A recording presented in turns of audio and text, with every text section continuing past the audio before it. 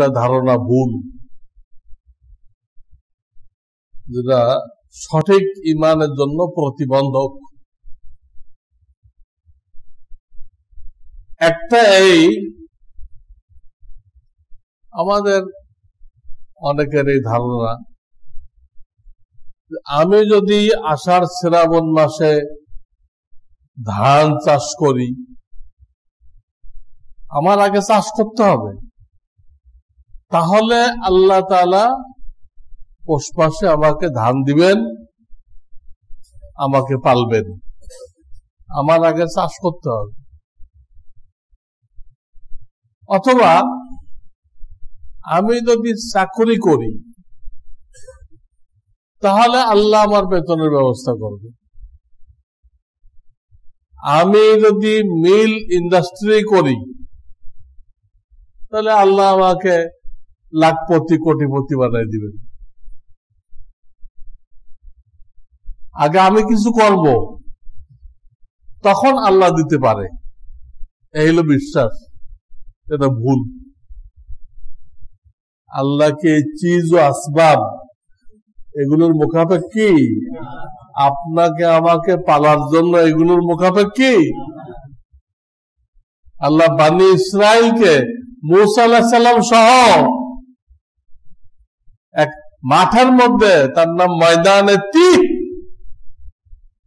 কোরআন শরীফে আসছে, ইয়াতিহুনা ফিল আরদি 40 সানা, দুনিয়ার কোনো কিছু ছাড়া তাদেরকে 40 বছর লালন পালন করছে। কেউ ধান লাগায় নাই, কেউ গম লাগায় নাই, কেউ চাকরি করে নাই, কেউ মিল ফ্যাক্টরি করে নাই, কিচ্ছু করার নাই। সেখানে আল্লাহ আসমান থেকে রিজিক পাঠাই দিচ্ছে। 40 বছর, একদিন দুই দিন না। কাজে আপনি আমি এগুলো করব, ধান চাষ, চাকরি বাকরি,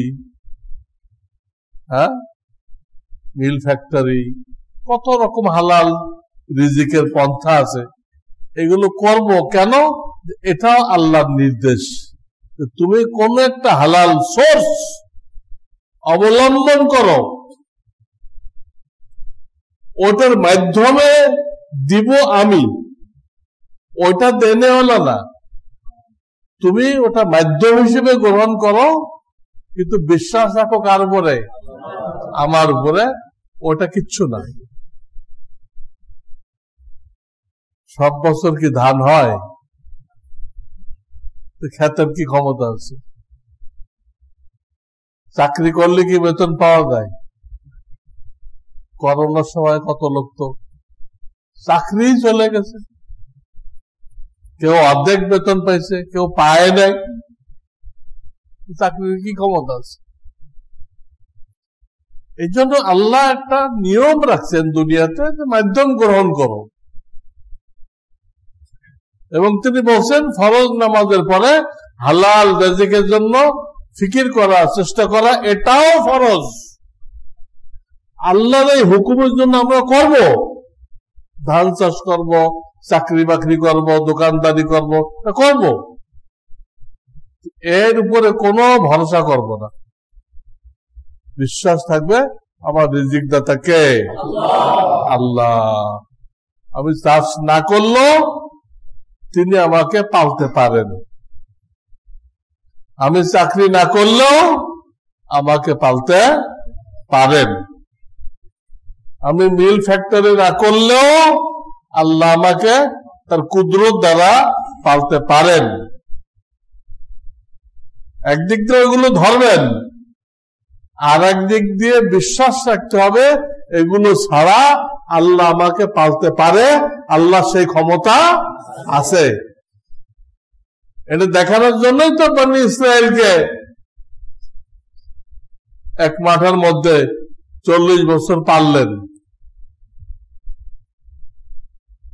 ওদের কইছিল তোমার বাপ দাদার ভূমি উদ্ধার করো, ওখানে যে জিহাদ করো, ওটা উদ্ধার করো।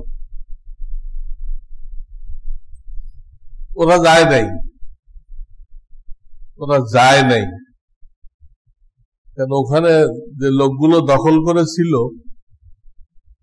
এরা খুব মোটা তাজা, দেখলে ভয় লাগে। কিন্তু ওদের দিলটা খুব দুর্বল। দিলটা কি খুব দুর্বল। যদি শুনতে পায় কোন দিক দিয়ে কোন বাহিনী আসতেছে, এরা কে কোন দিক দিয়ে পালাবে কাউকে খুঁজে পাওয়া যাবে না। ওরা হিম্মত করলে কিন্তু কাজ হয়ে যেত। ওদের বাপদাদা জমিন শাম, যেটাকে আমরা বলি সিরিয়া, ওখানে আল্লাহ ঢুকতে করেছিল, ঢোকো, ঢুকলে তোমরা জয়লাভ করবা। কিন্তু অত বড় বড় লোক দেখে না, এদের সাথে আমরা পারবো না। মুসা আলাইহিস সালামকে বলল, আপনি যান আর আপনার খোদা যাক, আমরা দুজন যান, যাই আগে ওটা খালি করেন, খালি করার পরে আমরা যাব। কোরআন শরীফের মধ্যে আসছে, ইযহাব আনতা ওয়া রাব্বুকা, আপনি যান আর আপনার রব যাবে, আপনার দুইজন যান। ইন্না হাহুনা কাঈদুন, আমরা এখানে থাকলাম, আপনারা আগেই করেন, ওটা খালি করেন।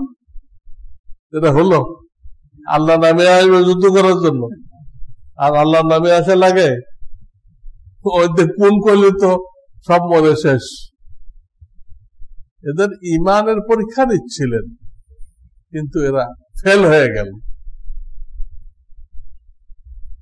তখন তাদেরকে আল্লাহ পরীক্ষায় ফেললেন, বাপদাদার জমিনে ঢুকলো না, অন্য কোথাও যাইতে চেষ্টা করলো। সকালে রওনা করে সন্ধ্যা পর্যন্ত হাঁটে, হাঁটে দেখে যে কোথায় আসছে, সকালে যে জায়গায় রওনা করছিল ওই জায়গায় আসছে।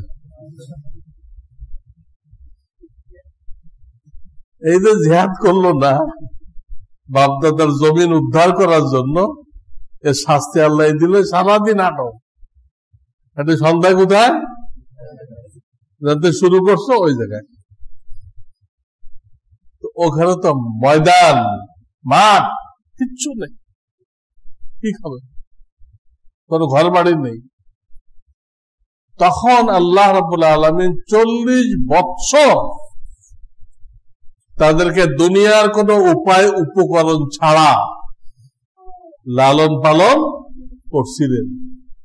তাদের সাথে মুসা আলাইহিস সালাম নিজে ছিলেন।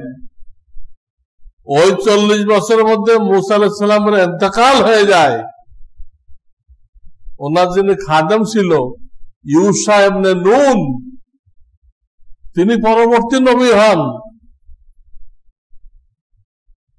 লম্বা কিসসা, আমি শুধু এতটুকু দেখাইতেছি, পুরা ঘটনা বলা উদ্দেশ্য না। আল্লাহ তো একটা নমুনা রাখছে আমাদের সামনে, আমি দুনিয়ার এগুলোর মুখাপেক্ষী না। যদিও তোমাদের জন্য আমি ফর্মুলা এটা রাখছি, তোমরা কোন একটা মাধ্যম গ্রহণ করবা, আমি ফর্মুলা রাখছি, আমি ওই মাধ্যম দিয়ে দিব। ওই মাধ্যমের কোনো ক্ষমতা নেই। মাধ্যমের পরে একেন করলে তোমার ইমান নষ্ট হয়ে যাবে।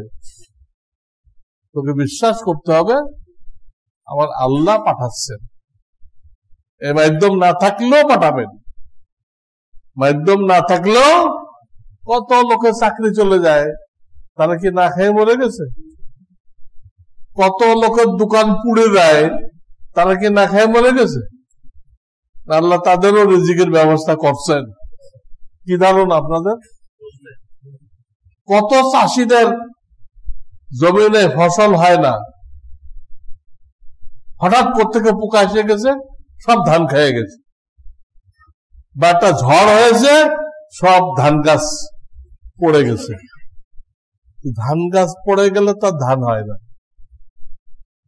ধান গাছ লাগানো পরে একটা সময় আছে, ওই সময় ধানটা ফাঁক হয়ে যায়। প্রত্যেকটা ধান কি হয়ে যায়? ফাঁক হয়ে যায়। গেলে আল্লাহ ওখান থেকে কুয়াশা বা কি বলে শিশির নাজেল করেন। ওই ধানটা প্রত্যেকটা ধানের মধ্যে ওইটা লয়ে ধানটা আবার বন্ধ হয়ে যায়। বন্ধ হয়ে যাওয়ার পরে কিছুদিন ওই পানিটা, শিশিরের পানিটা দুধের আকারে থাকে, তারপরে যায় চাউলের আকার ধারণ করে। এই অনেকগুলো পর্ব আছে। শিশিরটাই চাউল হয়ে যেতেছে। এখন যে মৌসুমে শিশিরটা আসবে, ওর আগে যদি গাছটা পড়ে যায়, ধান গাছ খাড়া থাকলে শিশিরটা ঢোকে, পড়ে গেলে ঢোকে না, সব চিটা চিটা। এরকম তো অনেক বছর হয়। তো ওই বছর চাষিরা মারা যায়, আল্লাহ পালতেছে। তাহলে বিশ্বাস রাখতে হবে, এটা আল্লাহ মাধ্যম রাখছেন, আমাকে অবলম্বন করতে বলছেন, অবলম্বন করলাম। বাকি এইটা আমাকে পালনেওয়ালা না, পালনেওয়ালা কে? এটা না হলেও তিনি আমাকে পালবেন।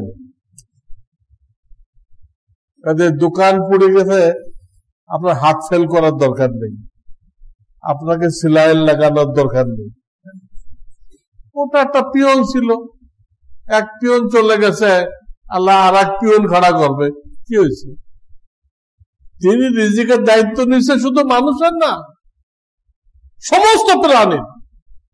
স্থলে যত প্রাণী আছে তার থেকে বেশি প্রাণী পানির মধ্যে।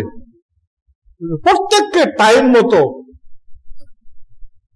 রিজিক দিচ্ছেন। আমাদের তো কত রকম সোর্স আছে, তাদের তো চাকরিও নেই, মিল ফ্যাক্টরি নেই, কিচ্ছু নেই। হাদিসে আছে এই পাখিগুলো সকালে বাসার থেকে বের হয়, তাগদু খিমাসান ওয়া তারুহু বিতানান।